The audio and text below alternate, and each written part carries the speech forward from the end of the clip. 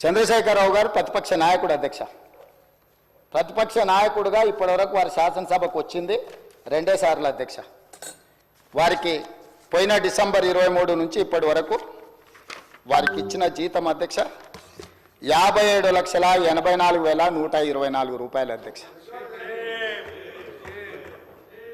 శాసనసభ్యుడిగా ప్రతిపక్ష నాయకుడిగా డిసెంబర్ 1, 2023 నుంచి ఫిబ్రవరి 28, 2025 వరకు ఈ దాదాపుగా 15 నెలలలో వాళ్ళు తీసుకున్న ప్రభుత్వం సొమ్ము జీత భత్యాలు, శాసనసభ్యులు కూడా ప్రభుత్వ ఉద్యోగ అధ్యక్ష తమకు తెలుసు కదా, సుప్రీంకోర్టు తీర్పిచ్చింది.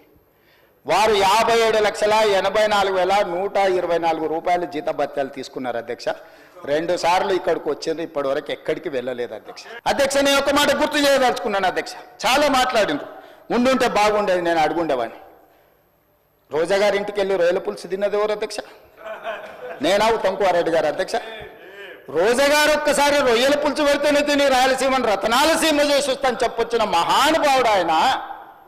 నిన్ను పుట్టినప్పటి నుంచి 71 సంవత్సరం వరకు పెంచి పోషించి నీకు బుక్కడి బువ్వ పెట్టి గుండెల్లో పెట్టి ఆదరించి భుజాల మీద మోసి తెలంగాణ రాష్ట్రానికి ముఖ్యమంత్రిని చేసి 2009లో కరీంనగర్ జిల్లా నుంచి వలస వచ్చి మహబూబ్నగర్కు బతకడానికి వచ్చి ఒక్క ఓటేయని మహాప్రభు అంటే నిన్ను ఎంపీగా గెలిపించి మా గుండెల్లో పెట్టుకొని చూసుకొని మేము పల్లకీలో మోసి పార్లమెంటుకు పంపిస్తే మా గుండెల మీద తంతవా?